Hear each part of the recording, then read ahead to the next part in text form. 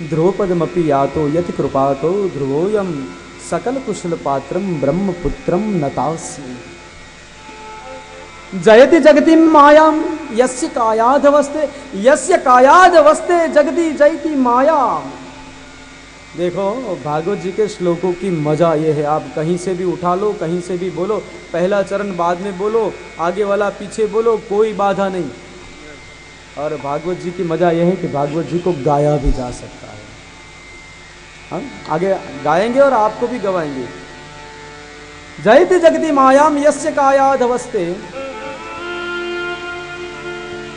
वचन रचनमेकम केवलम चाकलस्य। कयाधु पुत्र प्रहलाद को आपने गर्भ में ज्ञान दिया था।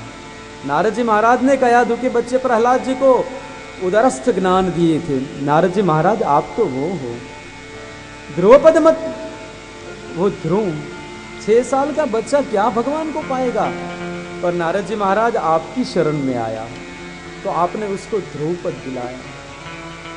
हे नाथ सकल कुशल पात्र, सबका अच्छा करने वाले, सकल कुशल पात्र ब्रह्मपुत्रम, हे ब्रह्मा जी की संतान, नतास्मि मैं आपको वंदन करती हूँ, मैं आपकी शरण में आई हूँ। भक्ति जी कहती है अब आप ही मेरे बच्चों का और मेरा उद्धार कीजिए।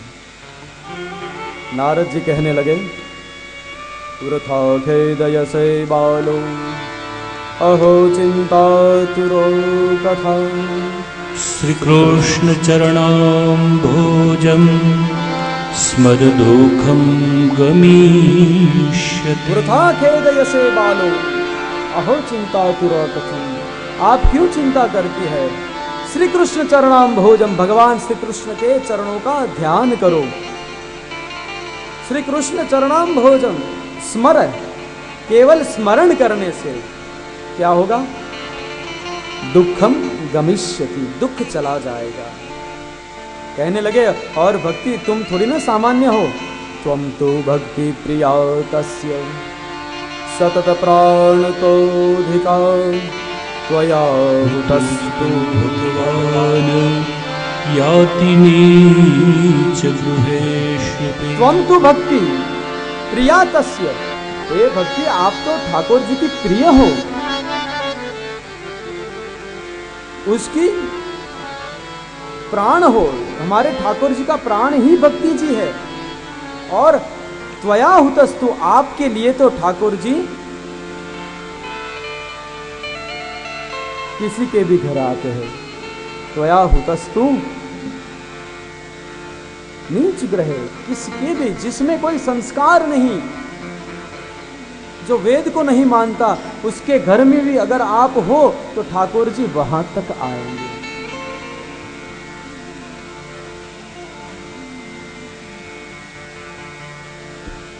और कहने लगे सत्यादि प्रयोगे बोध वैराग्य मुक्ति साधको कलो तु केवला भक्ति ब्रह्म सायुज्यका।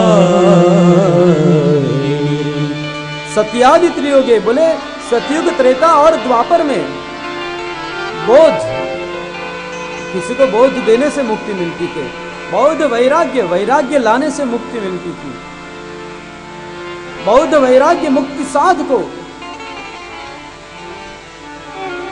जो बौद्धिक हो उसको मुक्ति मिल जाती थी। जो साधक बौद्धिक हो उसको मुक्ति मिलती थी सतयुग त्रेता और द्वापर में। जो साधक वैरागी हो, जो सब छोड़ दे, उसको मुक्ति मिल जाती थी। पर कलयुग में क्या हुआ?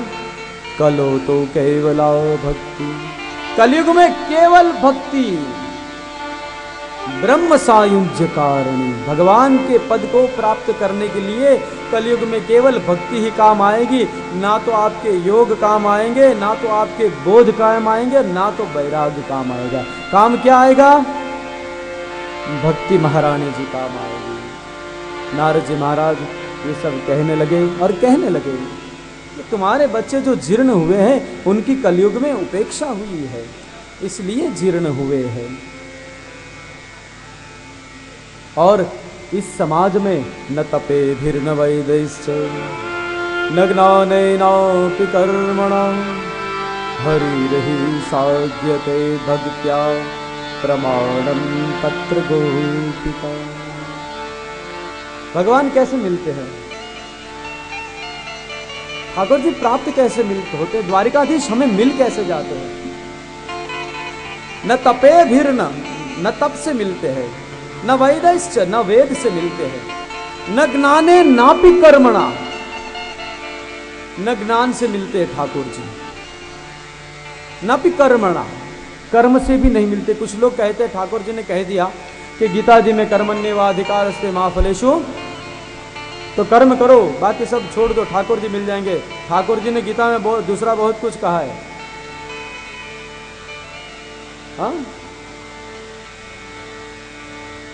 ऐसा भी कहा ना कि माम एकम शरणम, वो क्यों नहीं करते हो, ये पकड़ के रखा है। कुछ लोग तो आजकल कहते हैं कि हम भगवान की पूजा नहीं करते, क्यों? बोले ठाकुर जी ने गीता में कहा है ना कि कर्मण्येवाधिकारस्ते, मैं काम करते रहता हूँ, रोज सवेरे ऑफिस जाता हूँ, शाम को घर आ जाता हूँ, यही मेरा काम है, तो मैं कर्म करता हूँ, उसका मुझे फल धन के रूप में मिल जाता है, दूसरे किसी चीज़ की जरूरत नहीं है। अब बताओ क्या करें। सूत्र उठा लिया कृष्ण की गीता से, पर उसी कृष्ण की पूजा नहीं करनी है, उसी कृष्ण की भक्ति नहीं करनी है। ये उन लोग के लिए लिखा है कि न तपे भीर न वैदश्च, तप करने से नहीं मिलेंगे, वेद से नहीं मिलेंगे, ज्ञाने नापि कर्मणा, केवल ज्ञान रखोगे तब भी नहीं मिलेंगे, केवल कर्म करते रहो तब भी नहीं मिलेंगे। फिर मिलेंगे कैसे? हरिर ही साध्यते, भगवान मिलते हैं, हरिर ही साध्यते भक्त्या, भगवान केवल मिलते हैं भक्ति से। तो आप उसका प्रमाण मांगोगे ना, तो व्यास जी महाराज ने प्रमाण भी दे दिया कि हरिर ही साध्यते भक्त्या प्रमाणम तत्र गोपिका, उसका प्रमाण है गोपिया। गोपियों में वैराग था, ज्ञान था, तप किया था, कर्मवादी थी, कुछ भी नहीं था, केवल भक्ति थी, फिर भी मिले ना भगवान। हाँ, ये प्रमाण है गोपिया कि भक्ति से ही भगवान मिलते हैं, किसी और चीज से भगवान को प्राप्त किया ही नहीं जा सकता। आप मेरे ठाकुर की लगाई हुई मूर्त को प्रसन्न कर सकते हो, पर उस मूर्त में रहे उसके हृदय को तभी प्रसन्न कर पाओगे जब आपके अंदर भक्ति होगी, उसके अलावा नहीं। और इसका प्रमाण गोपिया है। कबीर जी ने किसी से कहा था, कबीर जी के पास आकर कोई कहता था बार बार, कबीर जी आप बड़े महान हो, कबीर जी आप ये हो, कबीर जी वो हो। कहने लगे, अरे कबीर कबीर क्या करे, हाँ कबीर कबीर क्या करे, जा जमुना के तीर। वो कहने लगा क्यों? एक गोपिन के आंसू में बह गए लाख कबीर, एक गोपी के आंसू में बह गए 1 लाख कबीर। क्या भक्ति होगी उसकी। तो न तपे भीर न वैदेश्य ज्ञाने नापि कर्मणा हरिर ही साध्यते भक्त्या प्रमाणम तत्र गोपिका। भक्ति महारानी कहने लगी, अहो नारद धन्योसी, हे महाराज आपसे मिलकर धन्य हो गई। कृपा करके आप एक काम कीजिए, मेरे जो ये बच्चे हैं इनमें चेतना लाइए, कुछ भी हो जाए पर भक्ति कहती है मैं जिंदा तब ही रह सकती हूं जब मेरे 2 बेटे जवान हो जाए। ज्ञान और वैराग्य जब उत्तिष्ठ होते हैं जीव में, तब ही भक्ति आती है। नारद जी महाराज ने कहा ठीक है, फिर एक प्रयास किया। मुखम संयोज्य कर्णान्ते शब्दमुंचे समुच्चरन् ज्ञान प्रबुद्ध्यातां शीघ्रं वैराग्य प्रबुध्यतां। नारद जी महाराज ज्ञान और वैराग्य के पास, उनके कर्णों के पास, उनके कानों के पास अपना मुख ले गए और कहने लगे, अरे ज्ञान अरे वैराग्य उठ जाओ। और फिर क्या किया? वेद वेदांत घोषैश्च गीता पाठ मुहुर्मुहुः बुद्धिमानो तदा तेन कथं चिस्तोत्थितो बला।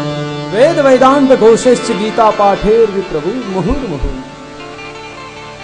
वेद गाया, वेदांत गाए, वेद वेदांत घोषेश्च, वेद घोष किया, वेद की ऋचाओं का गान किया उनके कानों में, गीता पाठ, गीता जी का पाठ किया स्वयं। पर हुआ क्या? दोनों उठे तो सही, पर जहां सोए थे वहां से दूसरी बाजू फिर सो गए, उठकर फिर सो गए, उनमें चेतना नहीं आई। नारद जी महाराज चिंता करने लगे कि अब क्या करूं, क्या करूं। क्यों? अगर वेद से नहीं होता तो फिर किससे होगा? गीता से नहीं हुआ, श्रीमद् गीता जो भगवान के मुख से आई है उससे नहीं हुआ तो क्या होगा? इतने में क्या हुआ? आकाश में से एक आवाज आई, व्योमवाणी तदेन भूमा ऋषे खिद्यतान्नते उद्यमः सफलस्तेयं भविष्यति न संशयः। व्योमवाणी तदेव भूमा, आकाशवाणी हुई। इसको आकाशवाणी को व्योमवाणी कहते हैं, कहीं गगन गिरा कहते हैं।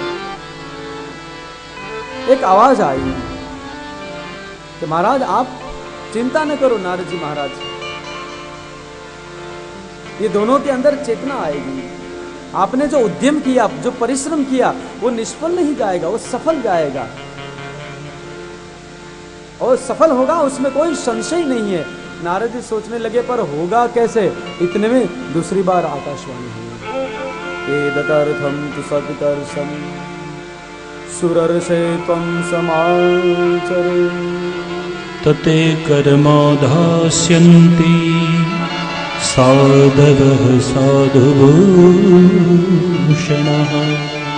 आकाशवाणी कहने लगी, महाराज इसके लिए आप सत्कर्म कीजिए। नारद जी सोचने लगे कि सत्कर्म करे क्या? तब तो दूसरी आकाशवाणी हुई, कहने लगे वो आपको साधु मिलेंगे, संत मिलेंगे, वो आपको बताएंगे आप वो कर्म करना, वो सत्कर्म करोगे तो ये ठीक हो जाएंगे। ये नारद जी महाराज सनत कुमार को बता रहे हैं कि मेरी ये पोजीशन हुई तो महाराज बस फिर मैं वहां से चला आ रहा हूं। वहां से नारद जी महाराज निकले, फिर सब जगह गए, बहुत जगह गए, बहुत संतों को मिले, कितने लोगों को पूछा, पर किसी के पास इसका उत्तर ही नहीं था। सब ये सोचते थे कि जब स्वयं नारद जी महाराज को पता नहीं तो हमें कैसे पता होगा? पृथ्वी की हालत क्या होगी पता है? हाहाकारो महानासी त्रैलोक्ये विस्मयावह वेद वेदांत घोषेश्च गीता पाठे विधु। हाहाकार हो गया पृथ्वी और त्रिलोक में। लोग भागने, नारद जी को देखकर लोग भाग जाते थे। क्यों? बोले अभी आके वही सवाल पूछेंगे कि क्या सत्कर्म करें। और जो वेद पाठ से नहीं, वेद वेदांत घोषित न हुआ, गीता पाठ से ना हुआ, वो कैसे किया जाए? लोग ये सोच सोच कर भागने लगे। नारद जी को इस पृथ्वी पे ऐसा कोई मिल ही नहीं रहा था कि वो बताए कि ये सत्कर्म करो। इसलिए नारद जी महाराज दुखी होकर चलने लगे और सोचा, देखो नारद जी महाराज दुखी हुए और फिर उन्होंने सोचा कि मैं तप करता हूं। उन्होंने हार नहीं मानी। हम होते तो क्या करते? थोड़ी सेवा करने की कोशिश करते, पर जब उसमें तकलीफ आती ना तो छोड़ देते। बोले कहाँ अपने घर का है, छोड़ दो। नारद जी महाराज भी छोड़ सकते थे ना। भक्ति से उसका क्या नाता, भक्ति के बच्चों से उसका क्या नाता? पर भक्त जिसका हाथ पकड़ते हैं उसको कभी छोड़ते नहीं। संत लोग एक बार हाथ रख देते हैं तो हाथ कभी खींचते नहीं। आप लोग में से मुझे कुछ लोग बार बार कहते रहते हैं कि आज भी हमें कभी कभार स्वामी सत्यदेव जी दिखते हैं, कभी सपने में आते हैं। ये उसका प्रमाण है मेरे भाई कि जिन्होंने एक बार हाथ रख दिया ना वो कभी किसी को छोड़ते नहीं। नारद जी महाराज ने छोड़ा नहीं, कहा अब इसके लिए मैं तप करूंगा, भगवान को प्रसन्न करूंगा और उसको पूछूंगा। ये सोचकर तप करने के लिए जा रहे थे और बद्री विशाल में सनत कुमार जी मिल गए। कहने लगे महाराज मेरी ये परिस्थिति है और आपके दर्शन हो गए। और नारद जी महाराज सनत कुमारों की वंदना करते हैं।